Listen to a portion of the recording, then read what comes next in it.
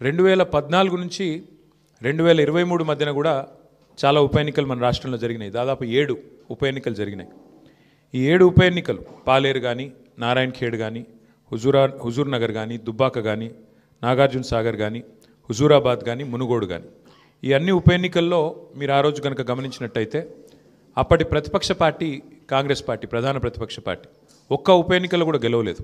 7 ఉప ఎన్నికల్లో మేము దాదాపు అన్ని గెలిచాం. దాదాపు 5 గెలిచాం, ఒక 2 ఓడిపోయాం అంతే తప్ప మరి ప్రతిపక్షంలో ఉన్న కాంగ్రెస్ పార్టీ ఆనాడు ఒక్క ఉప ఎన్నికల్లో గెలవకపోయినా చివరికి మళ్ళీ 2023 సార్వత్రిక ఎన్నికల్లో వారు విజయం సాధించారు, గవర్నమెంట్ కూడా ఫామ్ చేశారు.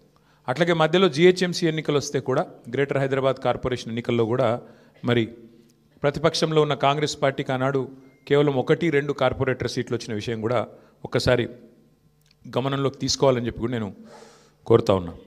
అట్లాగే ఈ ఎన్నికల్లో ముఖ్యంగా ప్రజల తరపున వాదన బలంగా వినిపించగలిగాం.